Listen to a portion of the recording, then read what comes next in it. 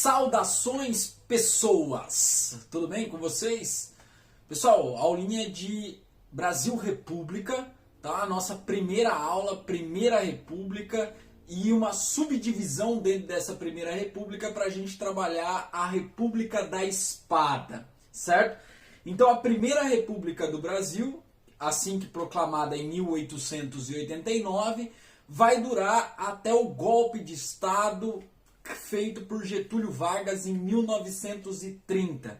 Então, Primeira República de 1889 a 1930. Nós temos várias derivações para esse período do Brasil. Pode ser Primeira República, pode ser República Velha, pode ser República Oligárquica. A gente pode também chamar o período de 1894 até 1930 de República do Café com Leite e o período de 1889 até 1894 de República da Espada. Essa subdivisão dentro da Primeira República é por conta que nesse primeiro período, na República da Espada, nós vamos ter dois governantes advindos do militarismo, né, do exército. E de 1894 até 1930, a maior parte dos governantes brasileiros advém aí do ciclo produtor de café do Brasil, ou de São Paulo, ou de Minas Gerais. É claro que no meio disso nós vamos ter também governantes de fora desses dois estados, mas majoritariamente se encontram aí na região produtora de café. Beleza?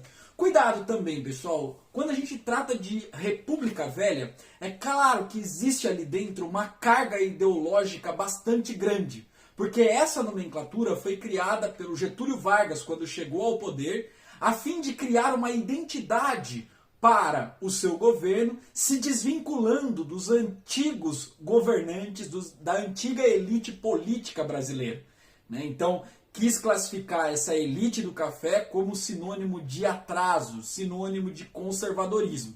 Então, muitos historiadores no atual momento, né, estão revendo esse conceito de República Velha por conta que ele tem um perfil ideológico bem definido, criado pelo governante Getúlio Vargas. Pois bem, vamos então falar desse curto período de tempo aí, né, que a gente tem de 1889 a 1894, que é a República da Espada.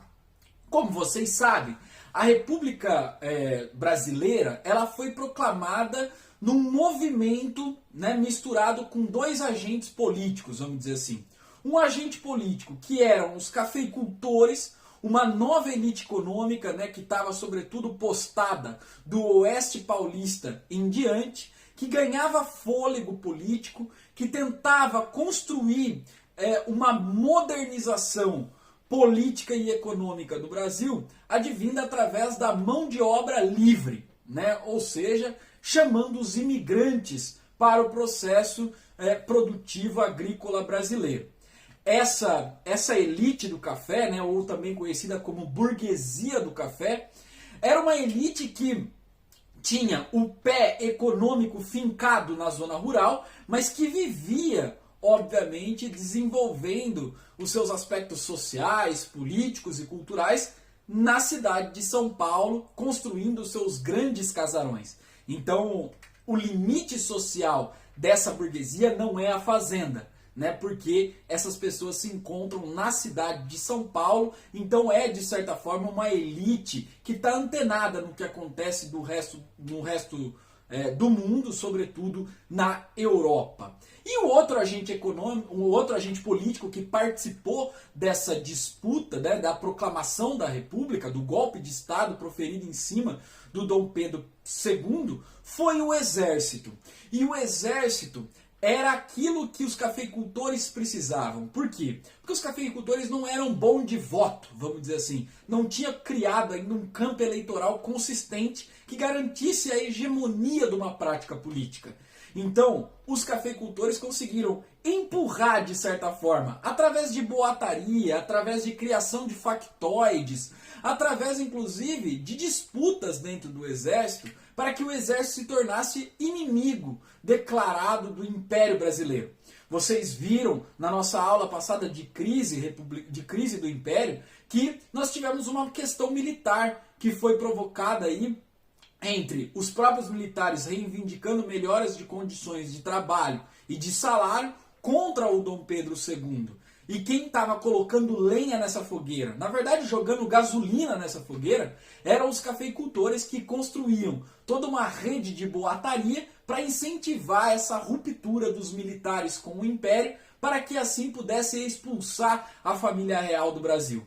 Então esses dois agentes políticos são os responsáveis pelo golpe de Estado na família real e pela reelaboração do Estado brasileiro, que vai ser construída agora uma república. E como o próprio nome diz, quando a gente fala em república, nós estamos falando de um conceito liberal, né? Um conceito que foi criado para se desvencilhar do Estado absolutista.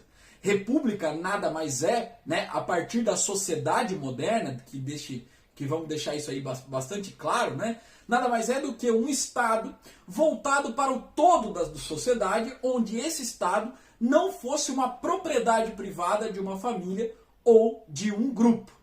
Mas, ao mesmo tempo, esse Estado ele não vai ser governado por todas as pessoas ou por qualquer pessoa.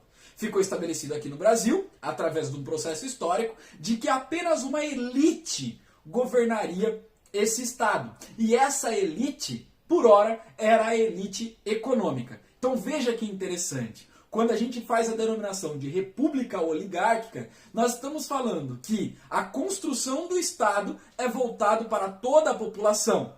E esse Estado ele não é uma propriedade privada de alguém. Mas quando a gente coloca a oligárquica nesse mesmo conceito, né, de república oligárquica, eu estou querendo dizer que a administração desse Estado, que teria que ser voltado para todos e que não tinha dono, né, era feita sempre por grupos econômicos específicos, como os cafeicultores. Né? Óligos é grupo. Então, um grupo que governava esse Estado brasileiro. Então, veja, assim que a proclamação da República aconteceu, no dia 15 de novembro de 1889, o grande nome para liderar esse movimento, né, e para estabelecer o movimento como um movimento concreto, sem regressão para o passado imperial, evitar qualquer possibilidade de revolta, foi o nome do Deodoro da Fonseca. Deodoro da Fonseca tinha sido um marechal que lutou na Guerra do Paraguai, pouco habilidoso politicamente, embora já tivesse sido presidente de província no Rio Grande do Sul, era um cara que não tinha tanta habilidade negociativa, porque a esfera dele mesmo era ser um bom soldado, um bom oficial.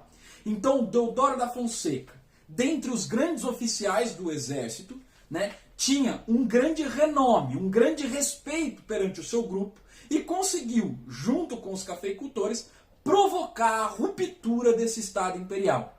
Como se sabe, a família real brasileira, depois da proclamação da República, não tentou costurar nenhuma forma de insurreição, nenhuma forma de resistência à proclamação da República.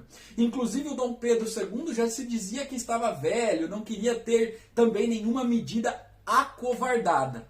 Então o que se sabe é que depois da proclamação, e essa proclamação não foi feita de forma heróica e romantizada como se propaga por aí, como se o Deodoro da Fonseca tivesse subido num monte onde todos os oficiais estariam aplaudindo, empunhando as suas espadas e tal. Não.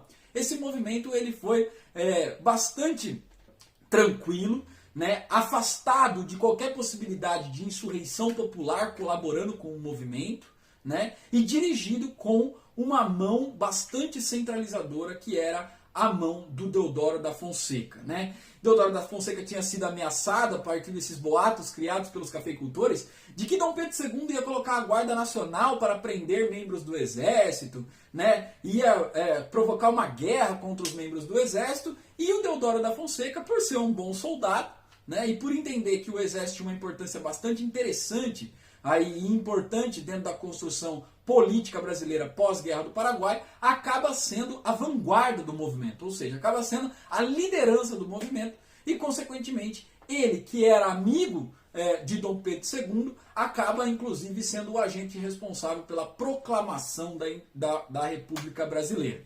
Bom, como a gente sabe aí, pessoal, nesses dois momentos nós temos uma disputa interessante que é válido lembrar aqui.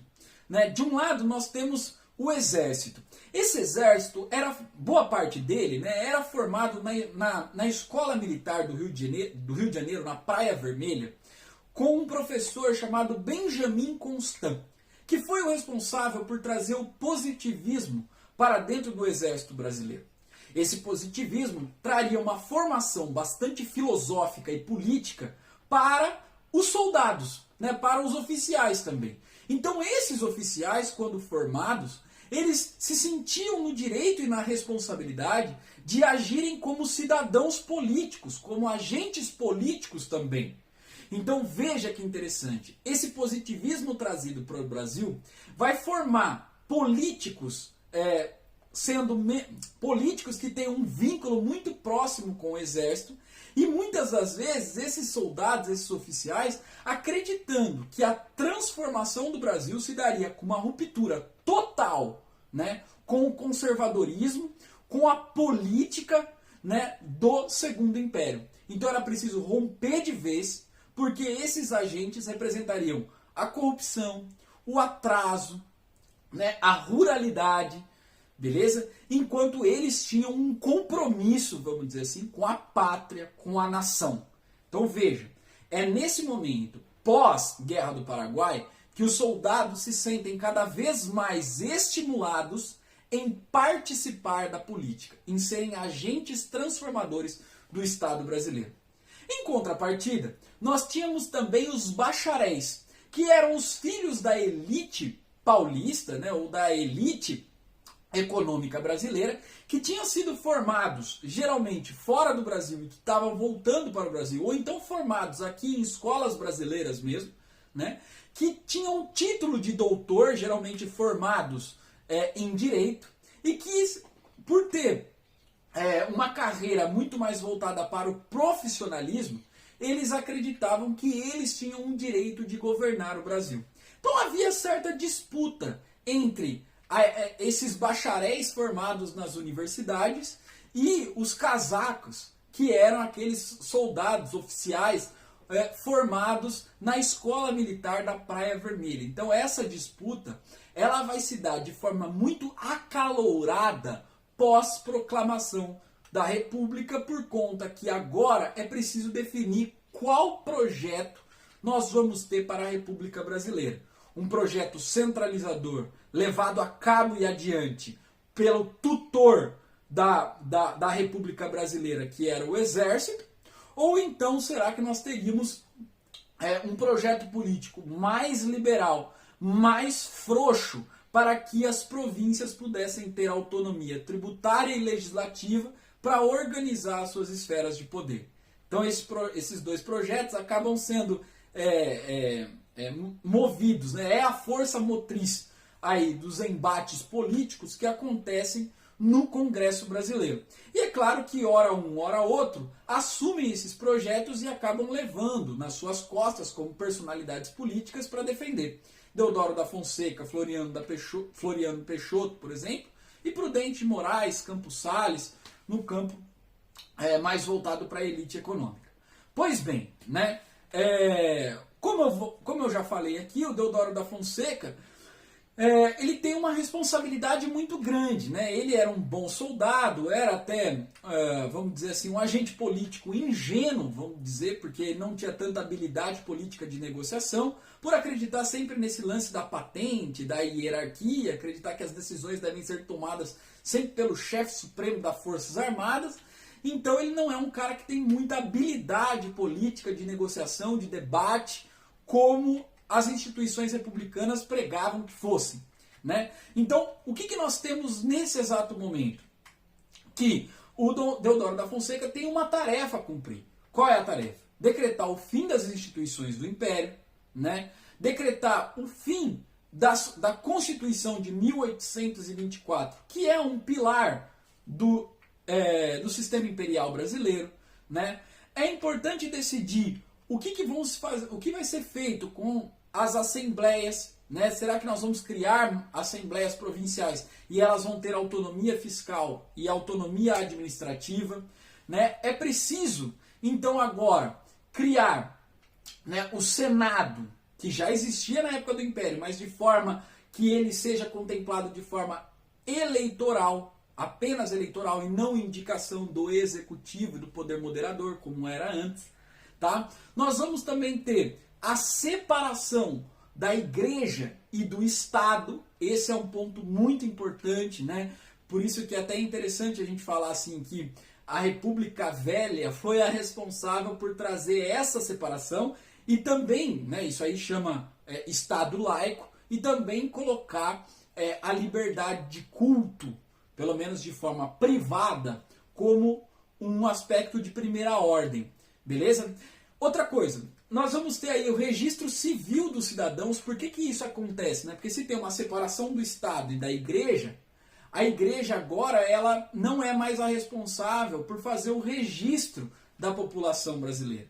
Então agora nós vamos ter um aumento dos cartórios e um reconhecimento do Estado, tanto para com o casamento, como também para com o nascimento das pessoas, né? E aí um processo de naturalização dos estrangeiros, principalmente para construir esse novo Estado-nação que se forma.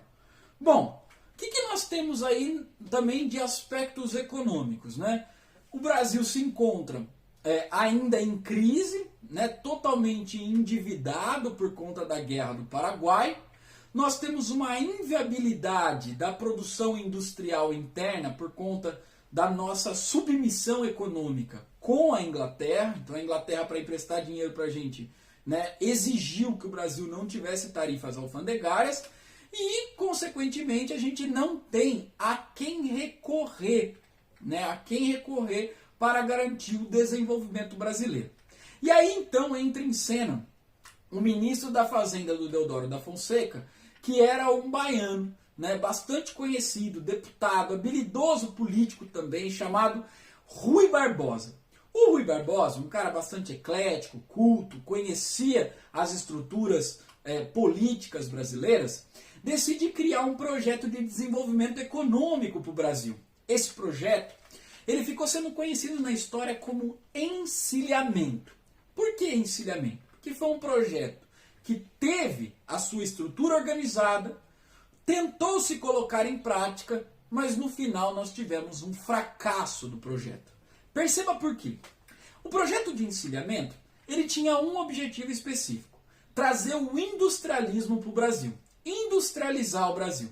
Veja, esse é um projeto que está intrinsecamente ligado ao projeto desenvolvido pelos positivistas do Exército, que acreditava que o desenvolvimento da sociedade vai se dar a partir da ciência e da tecnologia levada através de um braço duro, né? Se possível até de uma ditadura republicana, vamos pensar assim. Já a outra parte, a elite cafeicultora, não acreditava nesse industrialismo como principal mecanismo de desenvolvimento econômico para o Brasil. Por quê? Se você fosse industrializar o Brasil, você teria que atacar algumas vertentes econômicas que poderia prejudicar o desenvolvimento do café, como, por exemplo, o aumento das tarifas alfandegárias, para você tentar proteger o incipiente parque industrial brasileiro. Quando você eleva as tarifas alfandegárias, consequentemente, as nações que negociam com o seu Estado-nação podem também cobrar mais tributos da entrada dos seus produtos nos países deles. Consequentemente, se o Brasil vende café, poderia acontecer do café ficar mais caro lá fora. Então, quando o Rui Barbosa coloca esse projeto em prática, esse projeto ele não tem a ampla aceitação dos cafeicultores brasileiros, dos cafeicultores do Oeste Paulista. Então, se ele já não tem um apoio de certa parte da elite, né, é bem provável que esse apoio político ele vai acabar vai necessitar desse apoio político no desenvolvimento histórico. Então, se nós já não temos esse apoio da elite brasileira, é bem provável que ou ele tenha muito vigor e acaba se estabelecendo como uma verdade, ou ele vai ser destruído. Então, como que ele fez para tentar industrializar o Brasil nesse primeiro momento? Né? Já que não dá para conseguir empréstimo de fora, porque a gente está totalmente endividado e ninguém quer mais emprestar dinheiro para o Brasil. Ele tentou aumentar as tarifas alfandegárias, então já criou caso com a nossa principal parceira econômica, que era a Inglaterra. né? E começou a emitir papel moeda. Emitir papel moeda significa tentar colocar mais dinheiro no mercado. Quando você coloca mais dinheiro no mercado, dependendo da situação histórica, você pode criar uma desregulamentação econômica. Por quê? Mais dinheiro no mercado, mais inflação. Mas ao mesmo tempo, com mais dinheiro no mercado, você tem mais possibilidade de investimento em outros setores que até então não eram investidos. Só que o que acontece no Brasil, né? Quando o governo disponibiliza a possibilidade de você conseguir dinheiro de forma mais fácil, né? Muitas pessoas foram conseguir esse dinheiro, pegar esse dinheiro, né? E acabaram não investindo no setor produtivo. Pelo contrário, essas pessoas passaram a investir no mercado financeiro, né? Pegar esse dinheiro e investir no mercado financeiro, e o mercado financeiro, ele não era controlado pelo Estado brasileiro. Então, muito desse dinheiro foi levado embora do Brasil por conta do investimento que essas pessoas fizeram, não no setor produtivo, de abrir um negócio, mas sim de acreditar que agora com o liberalismo econômico, de certa forma, que não se tinha no período imperial, pudesse trazer riqueza fácil. E, consequentemente, essa riqueza foi totalmente embora do Brasil, por conta que muitas empresas acabaram sendo empresas golpistas, né, incentivando aí a arrecadação desse dinheiro. Então o encilhamento, né, foi uma política de impressão de papel moeda com o objetivo de industrializar o Brasil e, consequentemente, acabou trazendo inflação e a não industrialização. Então, esse ponto é um ponto interessante que a gente deve analisar no seguinte sentido, que o Rui Barbosa, além de não conseguir desenvolver o Brasil, né, conseguiu fazer com que o governo do Deodoro da Fonseca queimasse um pouco o filme dele com os paulistas, vamos dizer assim. E os resultados que a gente tem, então, além da catástrofe política para o Deodoro da Fonseca, nós temos uma elevação das taxas de juros, né, para você tentar diminuir aí essa especulação, uma corrida especulativa muito grande e a compra de ações, né, que era muito mais atrativo do que a produção. E a gente sabe que comprar ação, o mercado acionista, ele acaba não produzindo absolutamente nada, né? Ele pode gerar mais acúmulo de capital no bolso de algumas pessoas. Pois bem, pessoal, vamos lá então falar um pouquinho desse primeiro pilar do Deodoro da Fonseca. Então, enquanto o encilhamento estava acontecendo, tá? O Deodoro da Fonseca foi o responsável, então, por convocar uma nova Constituinte, né? Que seria, então, a segunda Constituição brasileira, a Constituição de 1891. Nós estamos vivendo um aprofundamento da crise econômica por conta do encilhamento, tá? E uma influência do modelo americano de forma gigantesca. Para vocês terem ideia, os republicanos paulistas trouxeram a bandeira norte-americana, né, como sendo a bandeira brasileira. Só pintaram lá a bandeira norte-americana de verde, amarelo e azul e mostraram para o Deodoro da Fonseca. O Deodoro da Fonseca, ainda com o pé no conservadorismo, ainda com o pé no Brasil imperial, né, disse que não, onde já se viu? Nós proclamamos a república, não vendemos a nossa pátria. Né? A pátria a gente continua tendo a mesma. Foi esses os dizeres do Deodoro da Fonseca. Veja que interessante. A influência norte-americana foi tão grande que o Brasil passou a ser chamado Estados Unidos do Brasil, e nós vamos trazer alguns princípios norte-americanos que foram desenvolvidos lá para dentro da nossa Constituição. Então a influência passa a ser gigantesca. Para vocês terem ideia, a gente era uma república, que esse conceito já foi trabalhado no início da nossa aula, federativa. O que isso significa? Que os estados agora teriam autonomia tributária e fiscal para desenvolver a política administrativa que quisessem. Nós éramos 20 estados. O voto passou a ser o voto universal masculino, aberto, ou seja, o voto tinha que ser declarado na zona eleitoral, não havia cédula secreta, e para maiores de 21 anos de idade. Esse voto universal masculino aberto para os alfabetizados já tinha sido criado na fase final do período imperial brasileiro com a Lei Saraiva, certo? Isso colocava mais ou menos 90% da sociedade brasileira fora da política eleitoral. Por quê? Porque 90% da sociedade brasileira era analfabeta.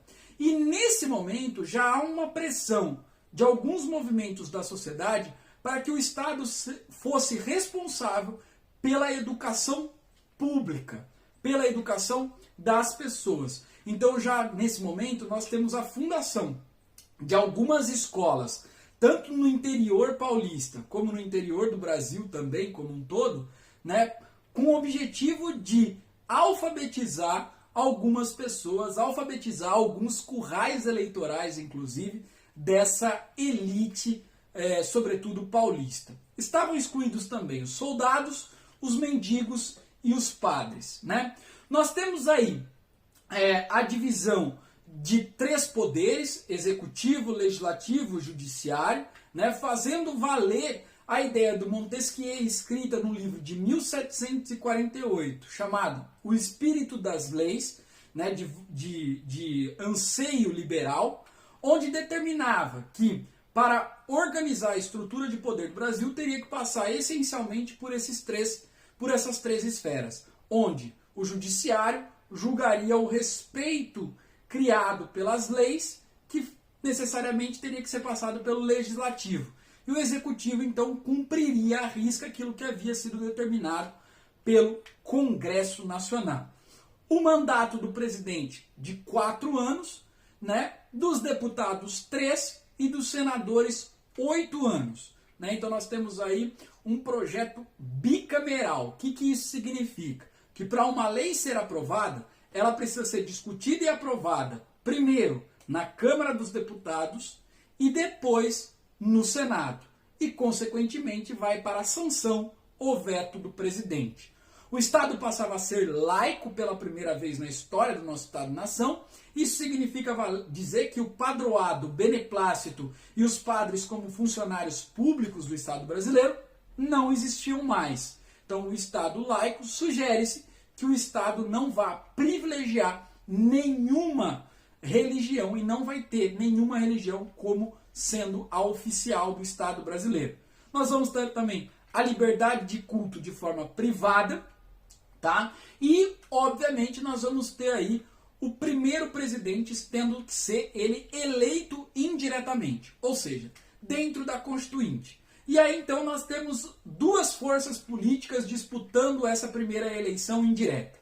A primeira força política é do proclamador da República Brasileira, o Marechal Deodoro da Fonseca, e junto com ele apoiava o vice-presidente da República, como vice-presidente da República, o almirante Vanden Kolk, e a segunda chapa, que era vista como a chapa opositora, uma chapa dos cafeicultores de São Paulo, que seria o Prudente de Moraes, junto com uma ala radical do Exército, uma ala positivista do Exército, levada adiante pelo Marechal Floriano Peixoto. Nessa época, pessoal, você tinha que votar para presidente e votar para vice-presidente. E quem eram os eleitores? Eram os deputados constituintes. Resultado, por conta da política desastrosa do encilhamento, por conta da inabilidade política do Marechal Deodoro da Fonseca, né, Deodoro da Fonseca ganha com uma pequena margem, né, do Prudente de Moraes. Mais ou menos a eleição foi dada entre 120 votos para o Deodoro da Fonseca e 90 e tantos votos para Prudente de Moraes. Então veja que a margem foi bastante curta. E para vice-presidente, quem ganhou a eleição com ampla margem foi o Marechal Floriano Peixoto. Então, nós temos aí um governo do Executivo sendo dirigido diretamente pelo Exército Brasileiro. O Marechal Deodoro da Fonseca, de uma ala mais conservadora e moderada, e o Marechal Floriano Peixoto, mais voltado para o positivismo e a ala mais radical do Exército. Beleza? Bom, vamos então um pouquinho falar do governo do Deodoro da Fonseca, né? Deodoro da Fonseca governou o Brasil de forma constitucional por 8 meses. Você fala, nossa, Cláudio, mas por que 8 meses? Bom, Deodoro da Fonseca poderia até ser uma pessoa bem intencionada. Ele era um bom soldado, um bom oficial, chegou a uma alta patente do exército, um respeito à hierarquia muito grande e uma valorização ao mando hierárquico. Isso significa dizer que, dentro de uma instituição republicana, é óbvio que você precisa negociar, debater, respeitar os poderes, a separação dos poderes, respeitar os aspectos liberais. Consequentemente, o Deodoro da Fonseca, que não tinha tanta habilidade política assim, embora tivesse governado já a província do Rio Grande do Sul, acabou entrando em vários conflitos com o Congresso brasileiro. Em um desses conflitos, o Marechal Deodoro da Fonseca decide fechar o Congresso brasileiro, rasgar a Constituição, decretar um estado de sítio, prender opositores, tenta controlar a imprensa brasileira e tenta articular um golpe de Estado permanente com os governadores que eram pró-Deodoro da Fonseca. Resultado, ele não consegue essa base de apoio e ele consegue, na verdade, unir uma base de resistência a esse golpe, levando a cabo aí Floriano Peixoto se postando como contra o que o Deodoro da Fonseca estava fazendo, Prudente de Moraes e Campos Salles, os dois representantes da cafeicultura que eram contra a ditadura republicana tão pensada dentro do exército. Nós vamos ter aí também uma greve de ferroviários, né? E essa greve de ferroviários acaba prejudicando, né, o escoamento do café brasileiro, consequentemente acaba sendo um tiro no coração produtivo econômico brasileiro também. E a Marinha acaba resistindo a esse processo de ditadura, né, levando a cabo uma revolta contra o Deodoro da Fonseca. Essa revolta é chamada de Revolta da Armada por conta que a Marinha naquela época não era chamada de Marinha, era chamada de Armada. Essa Armada fez mais ou menos o que ela vai sempre fazer na história quando tiver revolta envolvendo ela. Ela ocupa a Baía de Guanabara com navios militares. Esses navios militares apontam os seus canhões para a cidade do Rio de Janeiro e, consequentemente, eles ameaçam o governo a se render. Foi o que aconteceu. O Deodoro da Fonseca, em poucos dias do golpe declarado, acaba renunciando e poucos meses depois, inclusive, ele acabava se morrendo, né? Ele acabou morrendo, inclusive acabou morrendo meio que no anonimato político, pediu até para não ser enterrado de farda, principalmente por conta de que ele havia acreditado aí que tinha cumprido um papel interessante na política brasileira. Beleza, pessoal? O segundo governante que a gente tem aí é o Floriano Peixoto, que era vice do Deodoro da Fonseca. E de acordo com a Constituição de 1891, né, era preciso então convocar novas eleições, principalmente porque o Deodoro da Fonseca não tinha cumprido 2 anos de governo constitucional. Então, se o governante não tivesse cumprido 2 anos de governo constitucional, nós tínhamos que ter novas eleições no Brasil. Como o Floriano Peixoto tinha sido um dos responsáveis pela organização da resistência contra a ditadura do Deodoro da Fonseca, muitas pessoas apoiaram Floriano Peixoto para que ele permanecesse no cargo sem eleição, certo? Dizendo assim, criando uma narrativa em torno de que não era preciso eleição, porque a primeira eleição foi feita de forma indireta. Então ela não teria que cumprir à risca o que a Constituição dizia. E o Floriano Peixoto ficou no cargo até o final do mandato, até 1894. Claro, provocou revoltas, como é o caso, por exemplo, de uma segunda revolta da Armada que nós vamos falar logo menos. Mas ele tentou governar com uma mão de ferro, centralizadora, para evitar qualquer insurreição contra a República e organizar a institucionalidade para que a República, né, pudesse ser dirigida, obviamente, pelas mesmas elites de outrora. Tá? Bom, qual é a situação que o Floriano Peixoto pega o Brasil nessa época, né? Ele está vivendo uma crise política, como eu já acabei de mostrar para vocês, e uma crise econômica, fruto do desenvolvimento ainda da Guerra do Paraguai e fruto do aprofundamento da crise econômica criada com o encilhamento do Rui Barbosa e o processo inflacionário gigantesco. Então, o que acontece nesse período? O Floriano Peixoto, que tinha um amplo apoio das camadas mais baixas dos soldados do exército, decide fazer algumas medidas populares, como, por exemplo, tabela de preços, congelamento da inflação, redução dos aluguéis e redução do preço da carne. Isso fez com que o Floriano Peixoto construísse um grande círculo de apoio, tanto popular, como também de apoio das baixas camadas do exército. Ele ficou sendo chamado aí, né, como a grande liderança popular, o florianismo, vamos dizer assim, é um movimento populista. O primeiro movimento populista da história republicana brasileira. E o Brasil teve vários movimentos populistas, né? O getulismo, o brizolismo, né? O janismo, daria até pra gente falar aqui, o lulismo. E o Floriano Peixoto foi o primeiro, vamos dizer assim, a desenvolver essa política, né, abraçando de certa forma anseios populares e colocando algumas medidas populares para dentro do governo, né? Bom, alguns deputados, vereadores, né, governadores gostavam do Floriano Peixoto, gostavam da política que ele fazia, de medidas populistas inclusive, não que ele fizesse isso de forma bastante arranjada e de caso pensado. Muitas das vezes era o jeito dele mesmo organizar a política.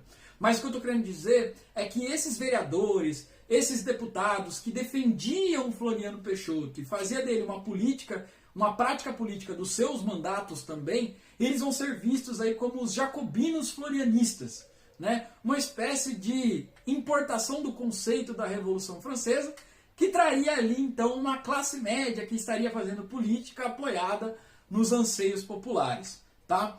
Bom, embora o Floriano Peixoto tivesse uma política de centralização política constante, que tanto é que ele é chamado de Marechal de Ferro, né, Marechal Mão de Ferro, na história brasileira, e que ia contra muitas vezes aos princípios dos paulistas, né, os paulistas conseguiram entender que era preciso o Floriano Peixoto com mão de ferro para tentar açoitar, acabar com as revoltas que estavam acontecendo no Brasil. Revoltas que aconteceram sobretudo no sul do país, e revolta que também aconteceu com mais uma revolta da Armada no Rio de Janeiro. Inclusive, o Floriano Peixoto vai buscar apoio dessa elite paulista, e essa elite paulista vai ser responsável por financiar, né, uma parte do governo florianista para tentar acalmar os ânimos e o projeto da República ser concretizado. Nós temos aí então duas revoltas que nós devemos lembrar para a gente concluir o governo do Floriano Peixoto. A primeira revolta é a Revolução Federalista do Rio Grande do Sul, ou Revolta Federalista do Rio Grande do Sul. Essa revolta federalista aconteceu entre 1893 e 1895. É uma disputa entre dois partidos políticos basicamente tradicionais daquele período. Nós tínhamos então o Partido Republicano Rio-Grandense, o PRR, que tinha bastante comerciantes, que são chamados de pica-paus e que eram apoiados por Floriano Peixoto. Uma das grandes lideranças do PRR era Júlio de Castilhos, que tinha acabado de ser eleito presidente da província. Então veja que interessante, né? O Júlio de Castilhos, ele vai tentar governar o Rio Grande do Sul a partir da linha e da diretriz teórica do positivismo do Floriano Peixoto. Tá? Então, com uma aliança muito grande ao Floriano Peixoto. E um partido tradicional que estava acostumado a governar o Rio Grande do Sul era o Partido Liberal, que depois havia se transformado no Partido Federalista, onde estava situado ali a elite tradicional do gado, né, sul-rio-grandense, e que eram chamados de maragatos. Esses caras não aceitaram a eleição do Júlio de Castilhos, fizeram a deposição do Júlio de Castilhos, e com isso o Floriano Peixoto decidiu entrar na briga. Essa briga então vai ser, né, os maragatos, agora com o poder do estado do Rio Grande do Sul, contra Floriano Peixoto. Floriano Peixoto emprestou dinheiro dos paulistas, emprestou dinheiro dos Estados Unidos para acabar com a revolta federalista. E ele conseguiu. Essa derrota foi tão violenta para os federalistas que numa das suas bases militares, que é uma cidade em Santa Catarina, naquela época chamada de Nossa Senhora de Desterro, vai ser o ponto culminante da dominação florianista. Floriano Peixoto despacha ali um exército dele, derrota os federalistas ali, e como sinônimo do seu braço de ferro, da sua mão de ferro, da sua brutalidade no trato militar, decide renomear a cidade com o seu nome. E a cidade, que era então chamada de Nossa Senhora de Desterro, passa a ser chamada de Florianópolis e vem a ser então a capital do estado de Santa Catarina. Então o resultado que a gente tem aí é gastos, né, públicos com a revolta federalista, mas consequentemente nós vamos ter aí uma vitória do Floriano Peixoto, né, e uma vitória da consolidação do regime republicano. É claro que a finalização dessa revolta, como ela acontece em 1895, se dá de forma oficial a partir de assinaturas do Prudente de Moraes, que é o sucessor de Floriano Peixoto. Mas na prática, quem acabou com a revolta foi o exército do Floriano Peixoto. E um segundo conflito que nós vamos ter, principalmente por conta que a Armada estava descontente no trato político do Floriano Peixoto, e ela tenta buscar um mecanismo político-constitucional para enfraquecer o Floriano Peixoto, que era preciso ter novas eleições, por conta que o Deodoro da Fonseca não tinha cumprido 2 anos de mandato, né?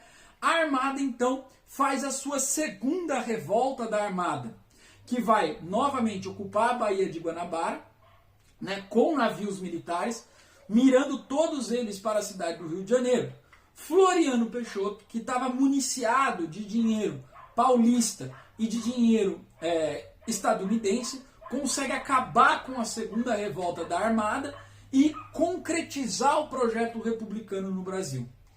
Vejam, Marechal Deodoro da Fonseca ficou muito preocupado com a resolução da crise econômica, que ele não conseguiu, né? Embora tomasse medidas, mas ele não conseguiu resolver ela de forma estrutural. E a segunda medida que ele tomou foi de tentar acalmar as revoltas insurrecionais que nós vamos ter no Brasil, sobretudo no sul do país. Então ele não teve tempo de escolher um sucessor, não teve tempo de formar um sucessor. Os paulistas, inteligentemente, perceberam isso. Deram fôlego para o Floriano Peixoto acabar com as revoltas, mas tiraram fôlego dele quando ele tinha que se envolver no processo eleitoral. E aí, então, para a sucessão do Floriano Peixoto, nós temos caminho aberto, então, para o primeiro presidente da República Brasileira, que vai ter uma vertente cafeicultora, uma vertente paulista, uma vertente latifundiária, que é o Prudente de Moraes. Só queria fazer um adendo antes da gente finalizar a nossa aula, que é nesse período, na República da Espada, que vai ser finalizada aí com a chegada do Prudente de Moraes no poder, né, é nesse período que nós vamos ter uma construção de uma ideia republicana para o Brasil, de uma identidade republicana para o Brasil. Cria-se aí, então, novos hinos, né? Então há um concurso de hino, há também um concurso de bandeiras e há também a eleição de heróis nacionais.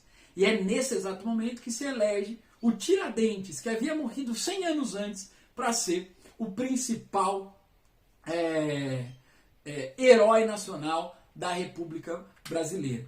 Inclusive, ele é pintado num quadro como se fosse um mártir, né, como se fosse Jesus Cristo, como se fosse o salvador da República. Então, é nesse cenário que a gente tem essa disputa aí. Beleza, meus queridos? Então, eu espero que vocês tenham gostado dessa aula. Curte aí a nossa aula, se inscreva no canal e um forte abraço para todos vocês.